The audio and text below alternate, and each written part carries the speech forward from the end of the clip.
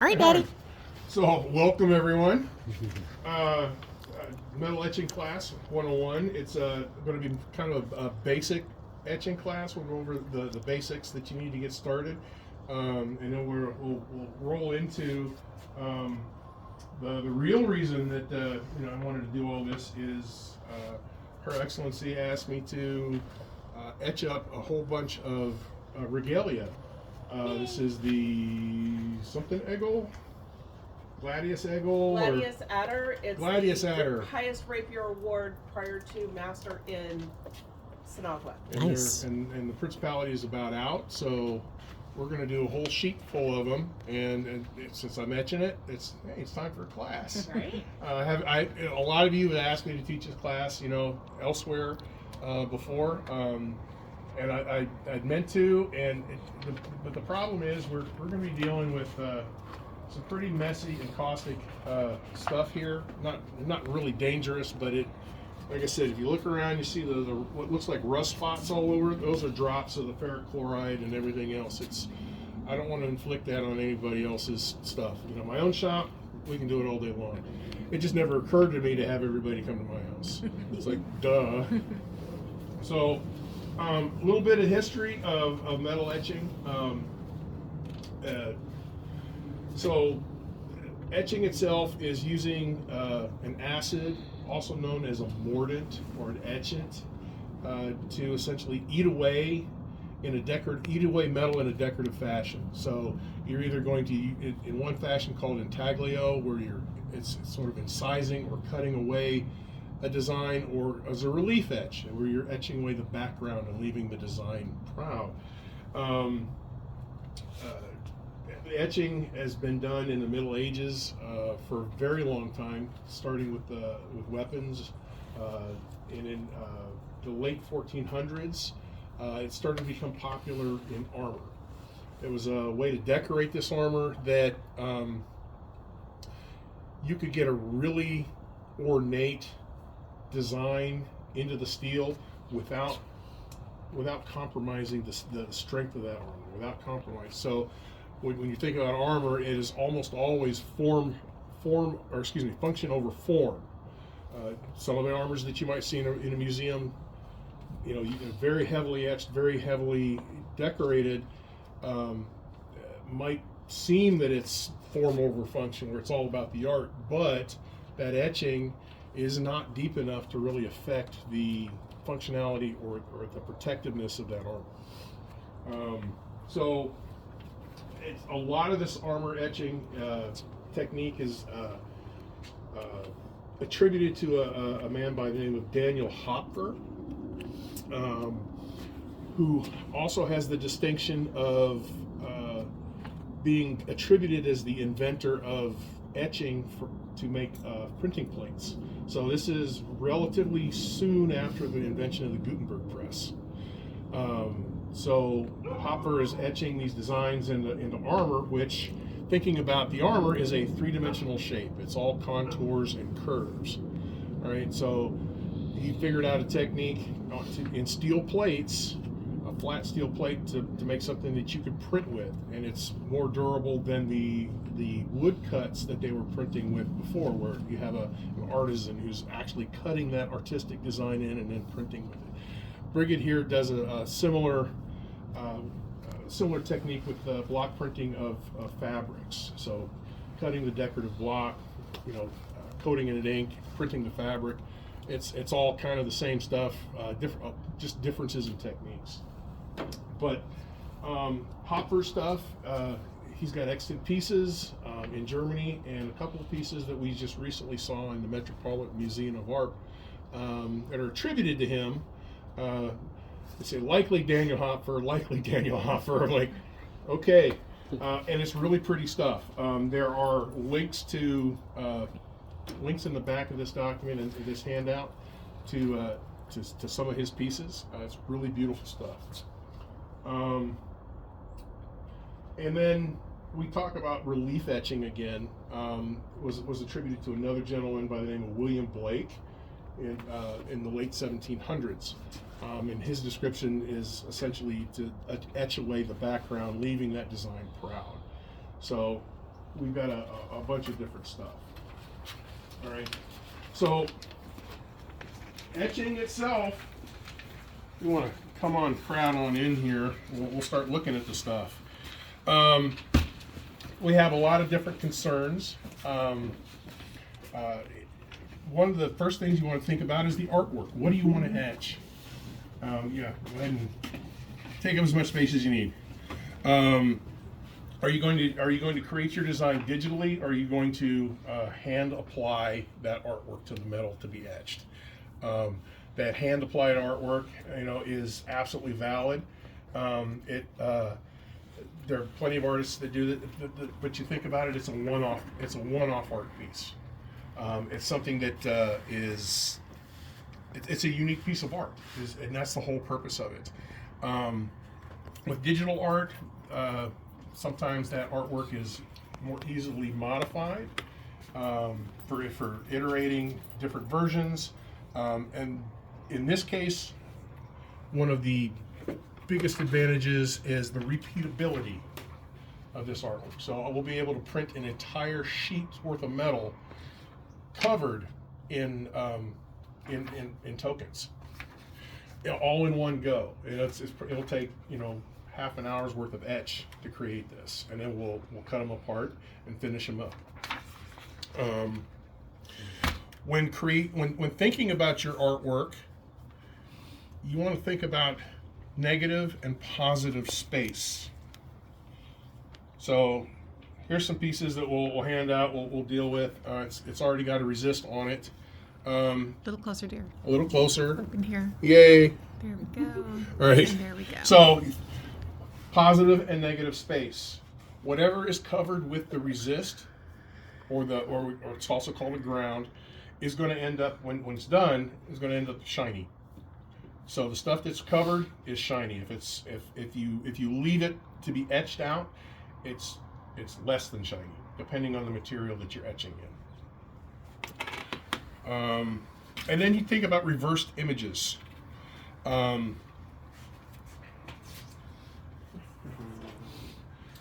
Justin will like this. All right, so this is a piece that I've etched for Master Justin. I'll be enameling it later. But one of the things is I'm putting the background of his arms, his field division, onto it. So it's per bend, sinister, or per bend dexter. I have to make sure that it's facing the right direction so that when I apply my resist, it comes out looking proper. Otherwise, everything's facing the wrong way. So you have to think about the forward and the backward of it. Like making decals, essentially. Exactly.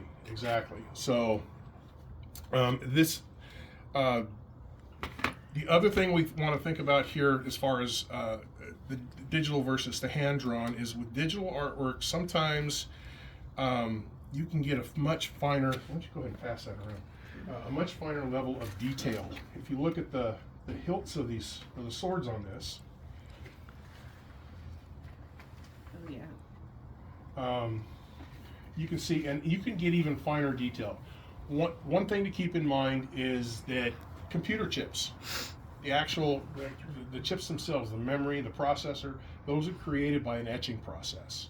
It's a photochemical etching process using ultraviolet light, because ultraviolet light has a very, very small bandwidth or wavelength.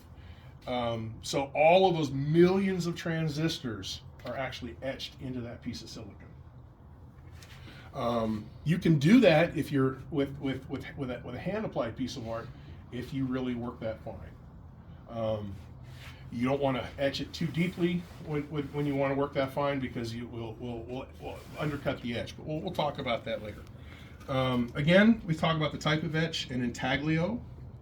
An intaglio is where we have etched a design into a piece. And here is an example.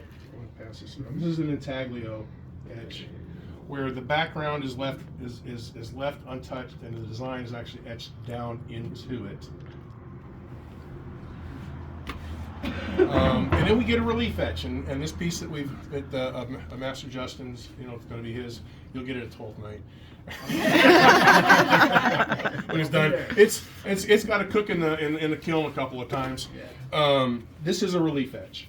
So again, we're relieving the background away from the design itself. How do we do this?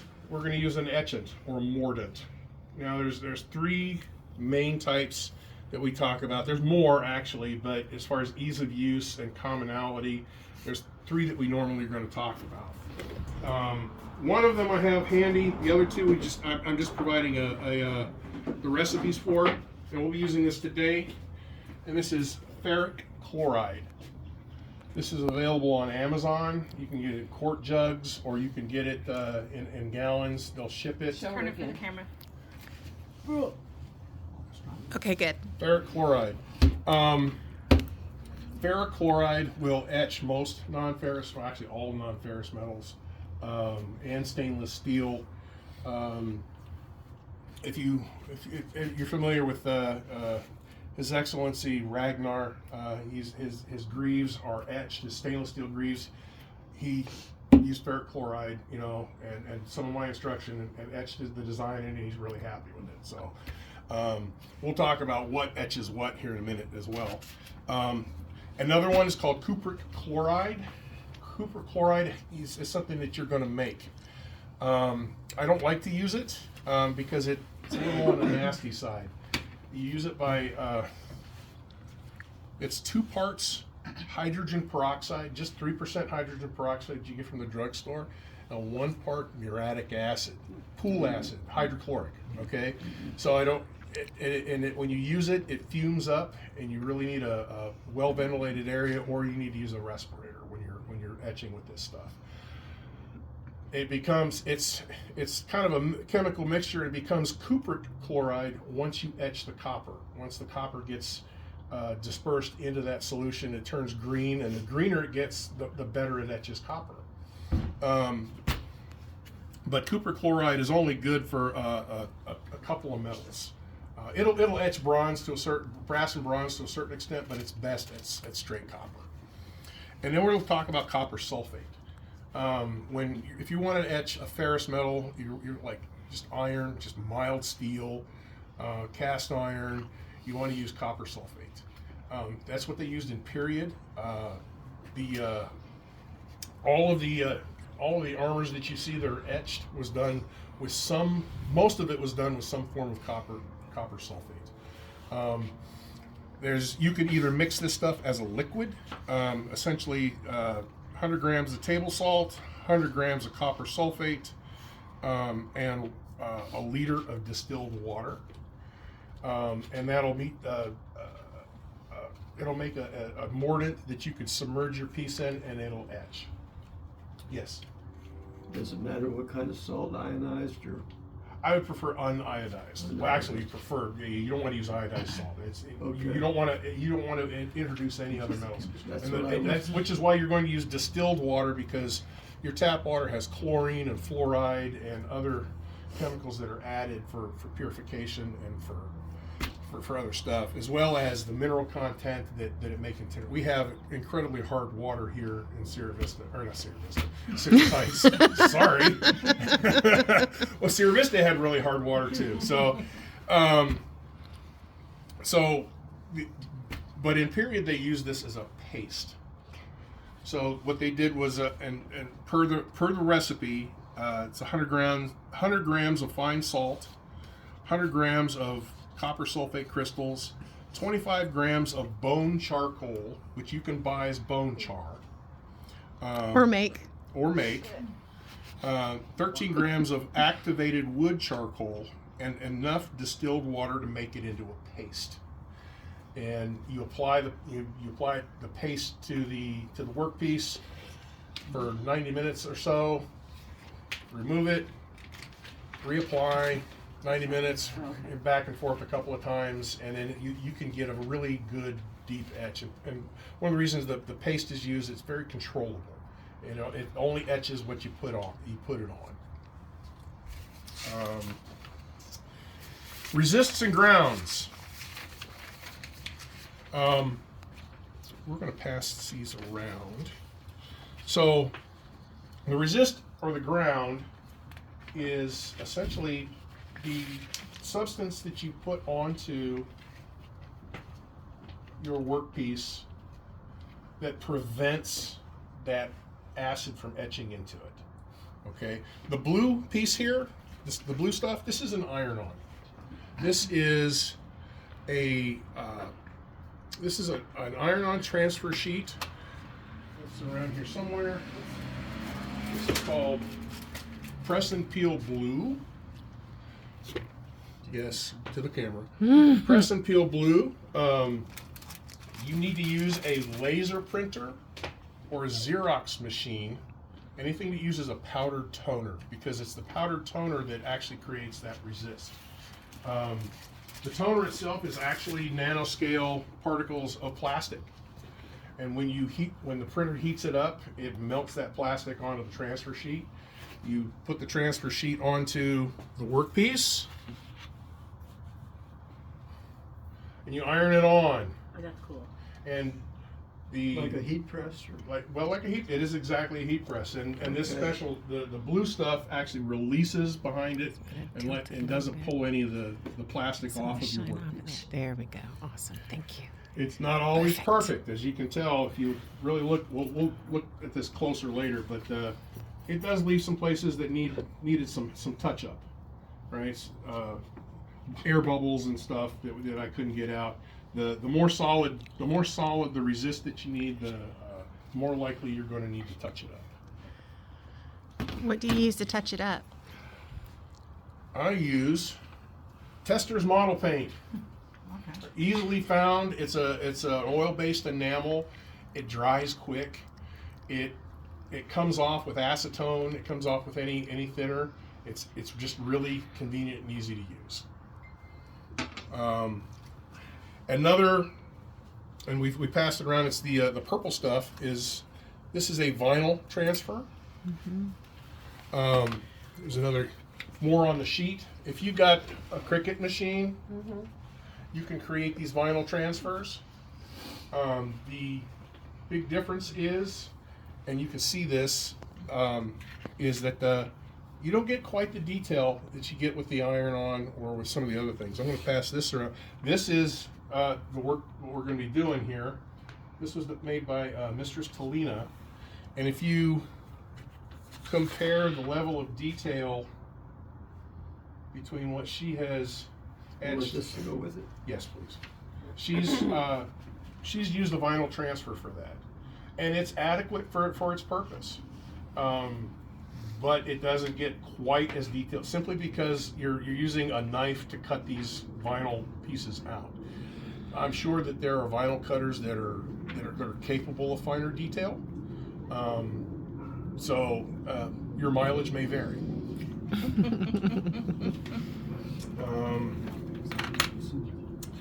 So other resists I've used is like a photo emulsion film. This is where it's like a semi-clear film that you actually stick down to your flat workpiece. You put a stencil on top of it and you expose it to sunlight or a UV lamp for a certain amount of time, and then you wash or rinse off whatever's not hardened up, and then you can etch that. Photo emulsion films are kind of difficult to use. They take some practice, but you can get instead of very black and white, you can get gradient tones, and they etch as well. They're used especially for printmaking, so that you can literally print a photograph and have all of the grayscale tones available in it. One of the drawbacks of using the photo emulsion films is that because it is an emulsion film, it's kind of a gel when it goes on. Is that if your etch takes a long time, if you're looking to get a deep relief etch or a deep intaglio etch, then that resist has a tendency to start soaking up the liquid out of it and will float off. So it's really good for a shallow etch. You know, if you're just looking to have a like you might see on a commercial item that that's laser etched or something that's just a surface etch, nothing really deep, then it's good for that. And we're also going to be using as a resist for especially for things like the backside is going to be packing tape.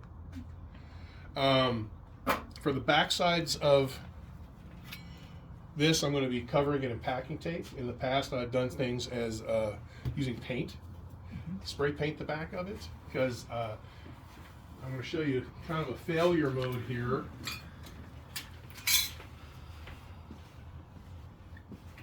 And yes, Justin, this is yours. So this is the resist on the front, but I failed to resist the back, and the whole medallion, the whole workpiece is getting a little on the thin side. So, in order to make sure that you keep as much metal, keep the thickness of it, you want to put a resist on the back. You don't want it to etch from both sides. Oh, you're just playing with your head. I thought you were raising your hand. He's being a boy. Hey, I know that. Yeah, do you? I do. You do. But here's some other examples. This is a very early example. This is actually, this piece is actually one of the first etchings that I ever did in brass. I've got bits and bobs all over the place. But again, here's another one that I'll pass around. This is a triple pier for somebody. There's a lot of details. There's a lot of stuff going on in there. This is all possible, with some preparation and half an hour to an hour's worth of time in the etch bath.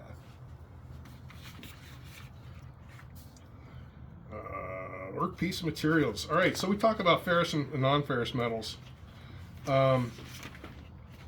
So, if you don't know, ferrous metals are those metals that contain iron, which would be steel, iron, cast iron. Stainless steel is a ferrous metal, and anything non-ferrous doesn't have iron. Ferrous coming from Fe, the chemical symbol for iron. So, all of these materials we're going to etch with different etches, different mordants. So all of your non-ferrous materials can be etched with ferric chloride. Yeah, it's got iron in the name, but it etches. Earliest piece done, first piece done. Copper based. Now, be honest, One of the most recent I've not ones. tried to etch titanium, so I had no experience with that. Thank you. But miles, copper, brass, bronze, nickel, silver. This stuff is nickel, silver, aluminum, and stainless steel. All can be etched with ferric chloride. Mild steel, as I talked about before here, with armor is with copper sulfate. Obviously, you can use other acids if you're set up for it. If you're feeling sparky and you've got the personal protective equipment and a fume hood and the permits and everything. If you're, I don't know about permits, but if you want to use nitric acid or hydrochloric to try to etch steel, then be my guest. But we're not going to go there today. Stainless steel, again, you can ferric chloride. Aluminum, you can also use copper sulfate on aluminum, and it'll etch that as well. Start talking about all right, so 3D versus flat works. And one thing I did not talk about, we're talking about resist materials. I did, but it's in here, but I didn't talk about it. I passed over it, so we'll go back to it. So we have, we talked about, iron-ons and vinyls and photoemulsion films and packing tape, and all those resist methods are really, really great for a flat workpiece. If you're starting with something that's straight out flat and you can just iron it on and everything, that's absolutely wonderful. But if you have a workpiece that is and I don't have an example here, if it's a three-dimensional object already existing. Right? We start talking about etching armor. One of the best examples I've got, and have pictures of it on the phone that's being used for filming. What we can do is take those pictures and upload them, pin it to his Facebook, and it can be uploaded in the Principality files. But I etched a very beautiful set of spurs for a friend. Etched his motto into the spur itself. So you need, for a three-dimensional object, you need a resist that is going to conform to that three-dimensional object. One of the most some of you saw some of this come across the Artisans, the ANS page, the West Artisans, is this is a substance called asphaltum. This is it's literally it's asphalt. This is particularly mixed with beeswax and pine rosin, but it thins out with turpentine, and it'll resist all the acids. In period, that's what they used was essentially the asphalt, which they would itself, alone, they'd thin it out with turpentine, and they could apply it with a brush, they could apply it with a quill, they could apply it with pretty much anything that they had. One of the video links in the document goes to it's a video of the Henry VIII's armory, Greenwich Armory, and there are artisans there that are recreating Henry VIII's armor and the way they did that, and he's hand applying the asphaltum with essentially with a fountain pen. He's drawing the designs, and he's making all the little dots on the steel by hand with a fountain pen. So this stuff is a little thinner, or excuse me, it's not thinner, it's a little thicker, and especially since it's cold out.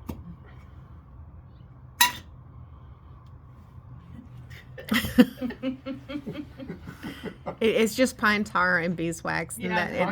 Beeswax and asphalt. It's a little on the thick side because it's cold. But if I Yeah, want, it looks like a To candle. reactivate this, would you soak it or float it in warm water? I could do that. Would start to thin it, but what I would do, I would scoop out just what I needed, and I would thin it out with some turpentine. Into a small bowl or container, and then turpentine, and stir it up until it was the consistency that I wanted. At that point, I would use a brush to apply it. A lot of times in the past, when I've done etching for making cornets, sometimes I'll use the asphaltum to do the decorative band around the bottom and top edge of the cornet. Yours I did not. Your design I was able to do completely flat. Wow. I got it was a challenge. Yeah, lucky. Well, I worked hard at it, but there were others that and the other nice thing is there's designs I've done where I needed to etch in multiple stages, where I want some parts with a shallow etch and some parts with a deeper etch. So I'll go over it with a basic etch, then I'll come back with the asphaltum. I'll paint over the stuff that I want to preserve where I want to preserve it. Yes, where do you procure that from? You can online. You can look for asphalt varnish. Okay. Asphaltum varnish. In the back of this handout is a recipe for making the asphaltum plus. Recipes and the instructions. Yes. Oh, I didn't want to interrupt. So would you not recommend using the vinyl for 3D objects? That would just be for flat objects? The problem with vinyl on 3D objects is it depends on the curvature. If it's a gentle enough curve and you can get that vinyl to stick down all the way around, then fine, go for it. I would, if you've got an extra piece of metal, that you could try a test piece, I would highly recommend it. The vinyl will conform. In fact, there's links to this guy as well. Diligent Dwarves. They did a reproduction of that type of etching from the Greenwich Armories, and they're using vinyl.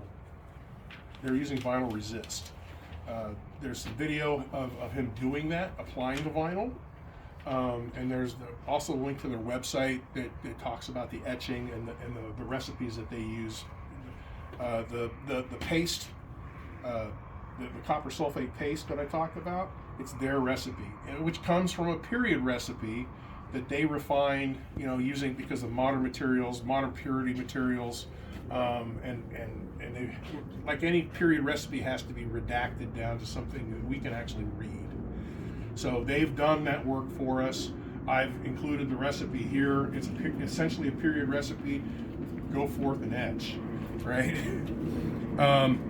You can also use for a resist. You can also use wax, whether beeswax or paraffin.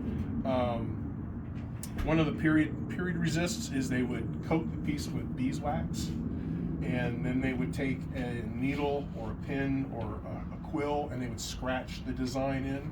This would create an intaglio type etching where where the design gets etched into the surface. And you can find art kits at Hobby Lobby. You've seen this. It's a copper sheet with black paint, and you have to scratch out the design. Okay, that's exactly the same thing, right? You can use paint. I again highly recommend oil-based enamels. Doesn't have to be testers. It could be whatever you've got in a can. Apply it thin, and it works as a resist. And nail polish. I would not use the gel type nail polishes that are UV hardening, but if you've got the old school enamels, then nail polish works just as well. And the neat thing is these nail polishes and everything else, they remove with, where's that? Acetone. All right, everybody's favorite solvent, acetone. All right, all of the resists that we're going to use today, remove with acetone really easily. This flat transfer, this press and peel blue, comes right off with acetone.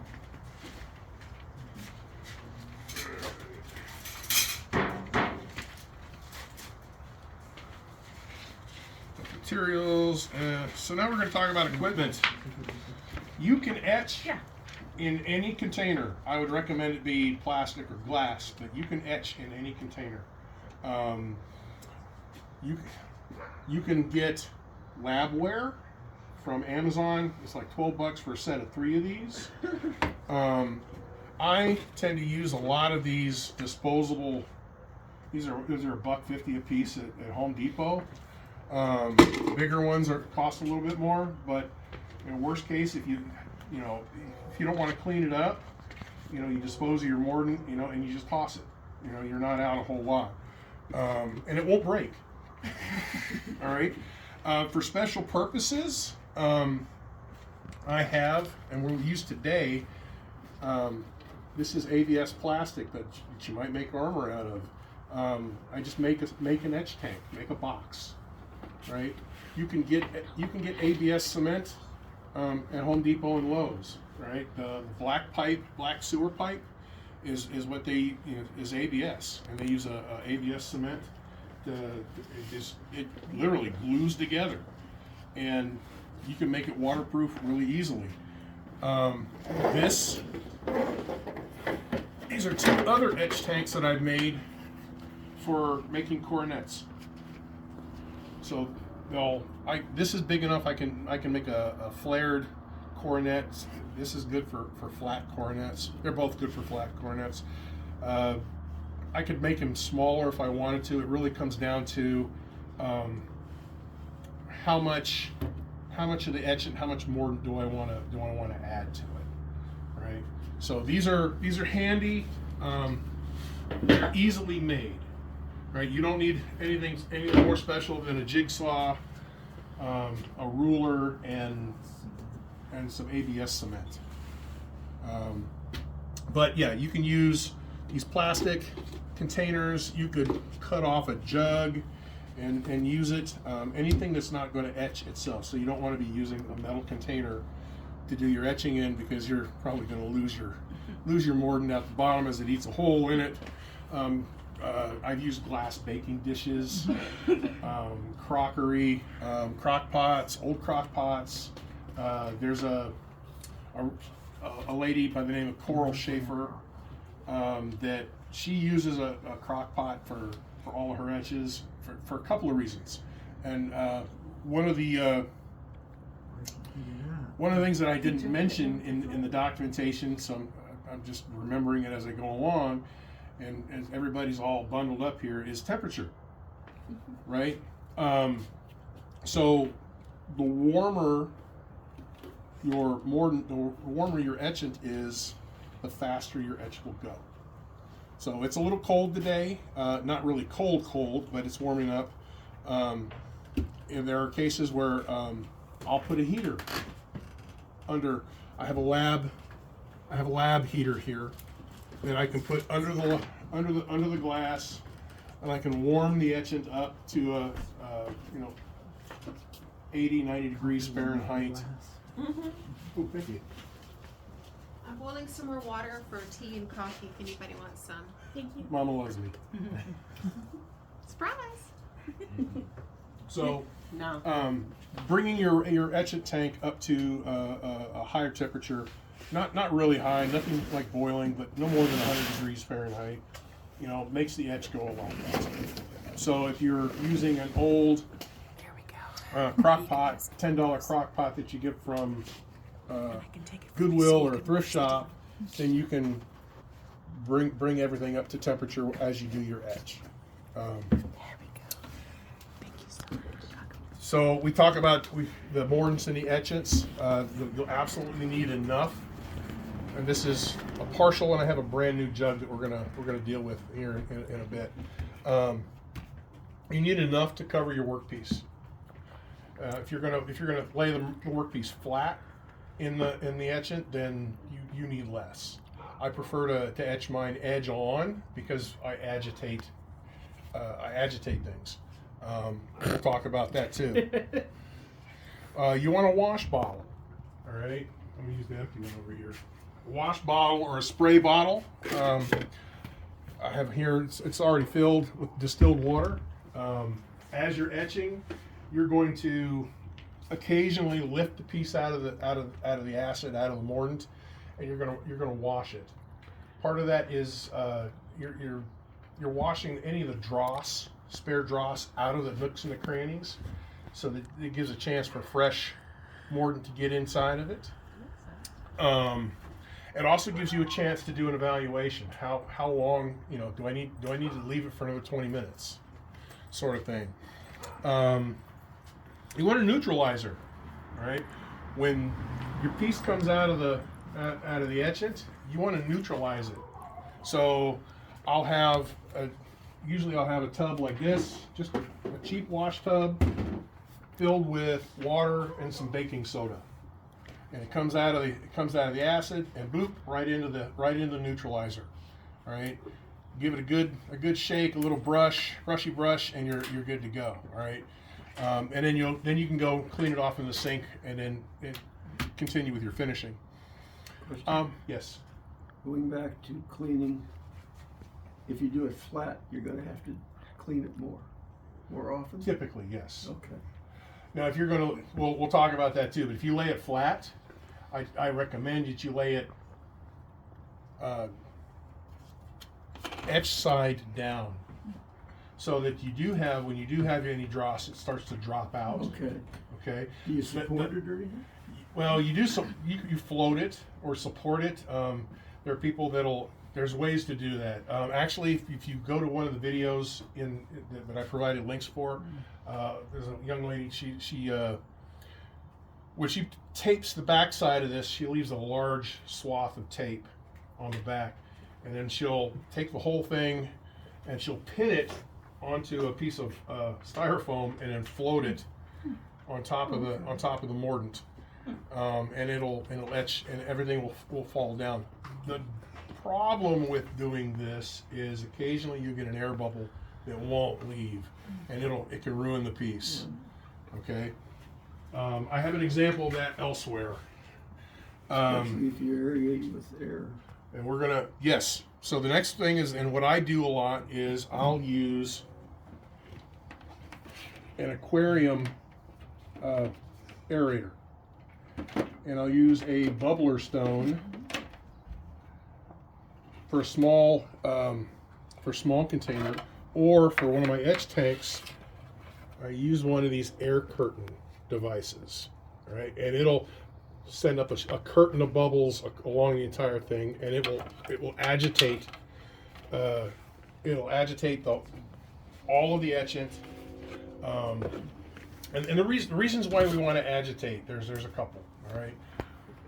And we'll demonstrate this. If you don't agitate, then your background will it'll be wavy.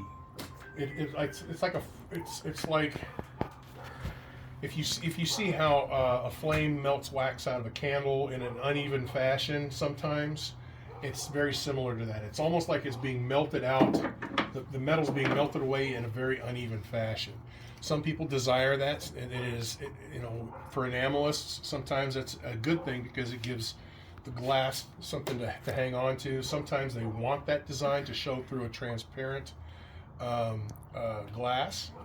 If you're like me, I want the background of a relief etch to be very clean, to be very, again, we go back to Justin's, you want that to be very flat, very featureless, because I want all the room that I can to pack this with glass. I have also seen where if people will attach a vibrator motor of some sort to the etch tank, and it'll vibrate the entire thing, or they'll attach it and vibrate the piece as it's happening, and that can create very interesting patterns in the back. It just depends on what you want in your background. It's like having a textured background. Yes, you can vibrate it. You can create a So you textured can use a background. vibrator like you use for investment casting. Correct. Or you can, We're gonna break it. Already did. all right. So Sorry, Yes. not sorry. Stainless steel ultrasonic tank, and you do etching in one of those. It'll etch the tank. it'll etch through. Right. You're It'll gonna etch have to through. put something. You're gonna have to put a plastic liner in. Yeah. All right, but that's what I was assuming, a plastic liner, but No, well, you didn't say that. sorry. And there's a pu- but the use of an ultrasonic. You could. It's possible. If you had an ultrasonic bath, an ultrasonic cleaner that, say, you put your etchant in a glass jar and put that into the water. Right. But you have to be very careful about cross-contaminating your etchant into the ultrasonic water. It is possible if you're careful and feeling sparky enough. I encourage experimentation. Show me pictures afterwards. I'd love it. Okay. So yeah, agitation can be a good thing. It just depends on what you want. Do you want a clean, clear background, or do you want a pattern that's kind of built into it? A timer. So when I run my etch, I usually set it anywhere from 20 to 30 minutes. So I'll let it etch, take it out after 20, 30 minutes. I'll wash it, evaluate it, and I'll stick it back in if it's done after that. As I believe, these will likely be done within a half an hour. We don't need a deep etch in this, and I don't want to lose any of the detail. Okay, but if I wanted to go deeper, as in something that's going to be enameled, Okay, because I'm like, I don't know. then it may take 2 or 3 20-minute cycles or more to get it as deep as I want. Keeping in mind, I don't want to etch all the way through. One of the concerns that we talk about, and this is one of them. It's kind of hard to see, but the detail on this piece is very fine. Some of the lines in the wings on this are very fine. Pass it around. If you really look close, I've over etched it and they've gotten too thin. All right, so that's a concern. We call that undercut, where it starts to etch underneath the resist, and essentially at some point the resist will lift off, and you've lost your detail. Is there a formula for thickness that you can? No, No? this is totally by eye. I'm sure there is probably somewhere. It would all depend on, if I wanted to put together a table and a lot of experimentation, I could, concentrations of the mordant versus temperature versus the time versus the thickness of the material. But even then, sometimes you can't rely that the actual material that you're using is of the same quality. Case in point here, nickel silver, sometimes depending on the source. Sometimes it comes out, it's very grainy after etch. It depends on its manufacture method. It depends on its purity a lot of times. And sometimes it just says, you don't get any indication. It just says nickel silver, or it's brass, or it's bronze. Is it straight jeweler's bronze made with tin, or is it aluminum bronze, or is it some other kind of bronze, right? All of those other different materials, have an effect on how deeply and how fast it etches. So it becomes, that's why we want to use a timer, and every 20 minutes take it out and give it a quick evaluation. I was curious because I was thinking about possibly making, using this as making patterns for and investment castings. Right. And I was just curious. So it's just a matter of guesstimation on how thick you can get away with your lines versus how deep you're going to go. It's an artistic process. Okay. We'll put it that way. It's art. Okay. And PPE, personal protective equipment. All right. With ferric chloride and with the copper sulfate, you don't need a whole lot. Gloves, if anything. I have gloves today for those who want or need. They're going to be big on most people. But goggles, face shields, gloves, aprons, whatever you think you need. If you're using the copper chloride method, if you're mixing your own with muriatic acid and peroxide, I highly recommend a full face shield, gloves. Do it outdoors. If you've got an organic respirator, use that at least for the first couple etches. That's the kind of etchant that you can actually refresh. If you can add a little extra, the next time out you can add some hydrogen peroxide and it sort of refreshes it. The ferric chloride, once you've used it a couple of times, it's wore out, and you have to get rid of it. We'll talk about that too. In fact, let's go ahead and talk about that now because I kind of skipped that with both of these. Let's see if I can get an angle on there. So all of your etchants There we go. are hazardous waste. How do you dispose them? All right, all of them can be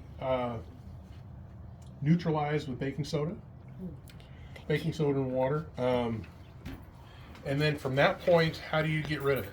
Here in Citrus Heights,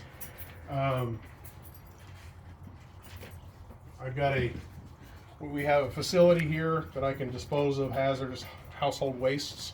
I can take it down to the dump, tell them what's in it. I'll bring this along, the jug around. This is what's in it. All right, I'll tell them dissolved copper and metals, and it's been neutralized with baking soda, and they'll accept it. All right, that's going to all depend on the municipality, where you live, how you dispose of it. I do not recommend in any way, shape, or form dumping it down the drain, down the toilet. What if you hate your pipes? Yeah, you could eat your pipes away, right? You don't want to do that.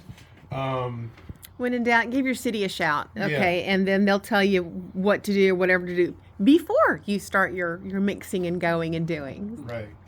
A lot of times, it's wherever you would go and properly dispose of old metal, motor oil and paint. Okay, your dump will have an idea where that goes. There's one on what Avenue too? Yes. Yes, that's where I take mine. All right. So we go to the process. We'll describe it first, and then so we're going to do metal prep. In any metal prep that you're going to do for this, before you apply your resist, you want to clean it. All right. I highly recommend giving it at least a wipe down with acetone. Right. What you're trying to do primarily is to make sure that you don't have any finger oils or grease or anything on the metal that's going to prevent your resist from sticking to it. As well, you want to make sure that those oils are not present because they can also interfere with the etch. Ask me how I know that. When he comes out, hey, there's a fingerprint etched in there. A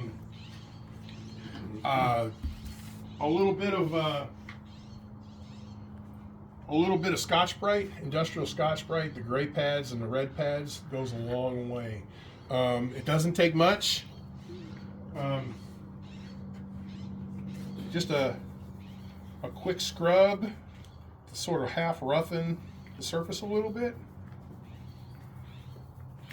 Take the oxides off of it, and then then wipe with acetone, and you're good to go. It doesn't take much for metal prep here. Then you're going to apply your resist.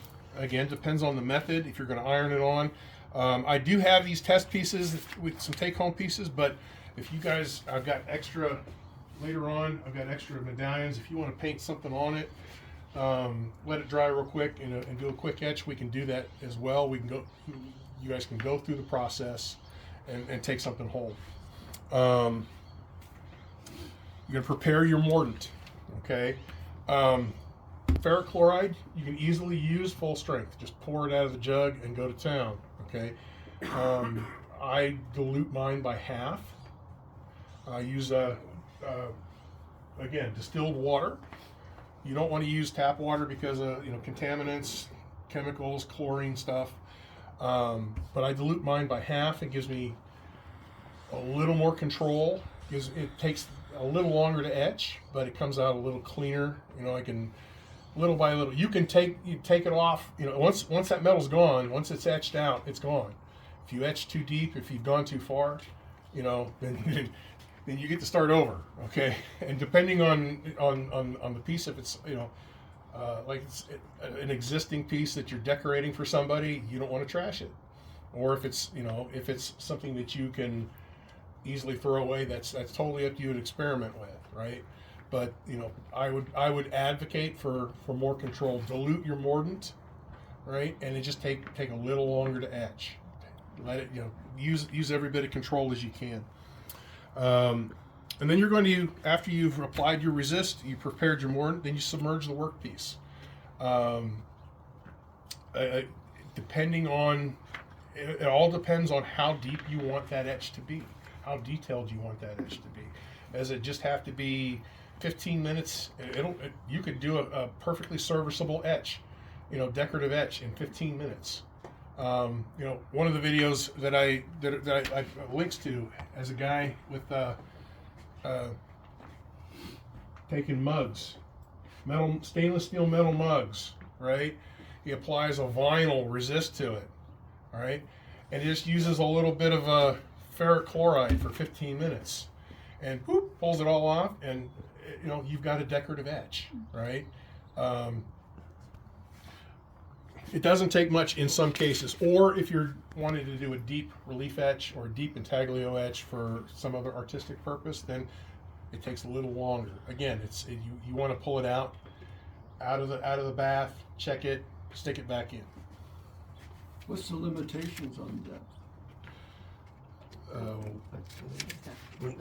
The limitations on How deep you go? Is it just a basic, depend on your original depends material? on what you like. Personal preference. There are industrial etch processes where they make very small, fine parts, especially watch parts, where they will etch all the way through. They'll use a photo emulsion resist because it gives them very detailed would say artwork, but design, and they will etch it both sides until it etches through, and they've got, you know, they start with a sheet of metal and they end up with a tank full of little gears, little cogs and gears, right? Or if you look at the second hand on a lot of watches, that tiny little thin second hand, a lot of times those are etched. Those have been etched out of a sheet. Oh, wow. Okay, so industrial processes take this to a much higher level. You can go all the way through and drop the piece out if you like, or you could just give it a decorative surface etch. Anywhere in between, it's up to you. That's why I recommend to pull it out and monitor it every 20 minutes. Again, we're going to pull it out. We're going to wash dross. You can use these squirt bottles over here real quick. Right, you can get a pretty good stream of water out of one of these. I've used these, you know, throwaway spray bottles are also really good.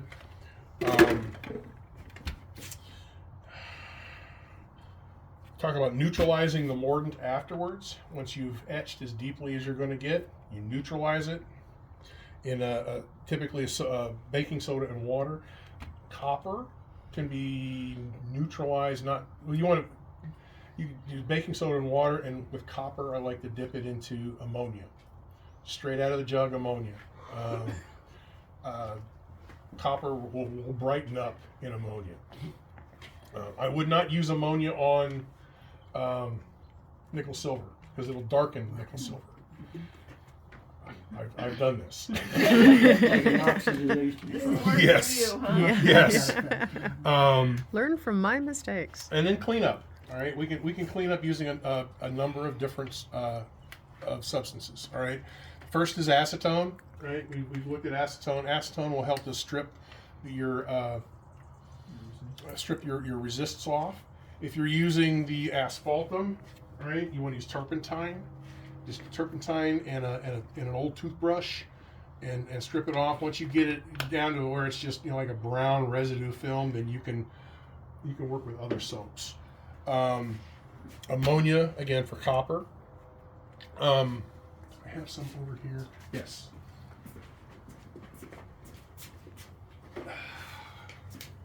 Oxalic acid. Okay, this is barkeeper's friend. There we go. All right, this comes in scrubbing powder. It comes in a soft soap bottle of soft soap, and it also comes in a spray bottle liquid. All right, oxalic acid is one of the only substances that's going to get rid of this red rust stain. It's also really, really good for cleaning your piece afterwards in general. Drop a little of this powder onto your workpiece, a couple of drops of water to make it into a paste, and a toothbrush, and it'll clean right up. This stuff is awesome. If you need straight oxalic acid, you can get it at the hardware store known as wood bleach.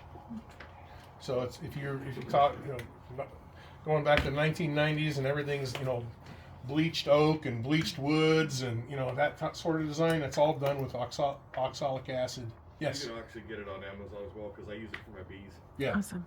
So oxalic acid is a great cleaner for that. Speaking as a person who lives in the house, if you're using that in the kitchen sink, please wipe it down, wash it down when you're done. Take that opportunity to surprise your partner with a clean sink. And then there's hot water.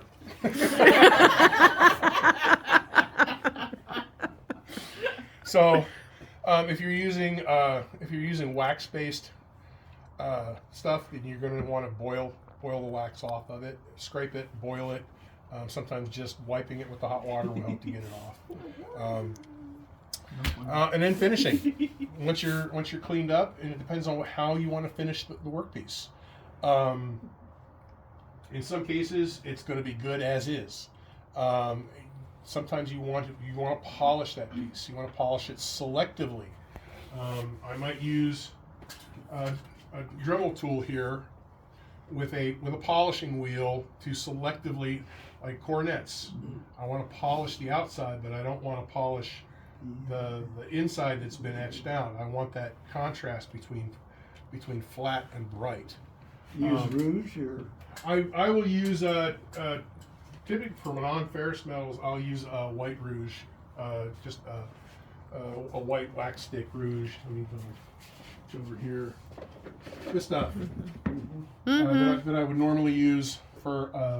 But if you want to use red jeweler's rouge, you can use red jeweler's rouge. If you really want to polish the entire piece on a polishing wheel, feel free. That's another way we finish this stuff out. So all these are available. Let's see. So, oh yeah, if you like today, the award tokens that we're going to be making, you can fill this void with paint, little wax. I think we're gonna darken these with a little model paint. Wipe off the excess, leave the inside so it's a nice black design, stands out. It looks like Talina's used a Sharpie marker here to darken it a little bit. You can also use fingernail polish. Fingernail polish is All a of great the one for above that. work. Yeah, whatever you, if you're like I do, enameling, I'll fill it with glass. Or if there are people that like a faux enamel that use colored resins, you can fill it with that. And the other thing that we may do today is we might throw these for a brief period into a vibratory polisher. what materials are in there? This one is filled with crushed walnut shells, and it's got some metal polish in it. So we'll throw it in there and vibrate them for a little bit, just to brighten them up, and then once we're done, we'll put some jump rings on them. And that's pretty much it. We're gonna break here for a minute, and then we'll come back and we'll go through the process. We'll mix up some mordant. We'll get this particular piece soaking, and then we can start talking about looking at setting up a second on the side, and we'll do some smaller pieces and give you guys a chance to play with it. Okay. All right. Awesome.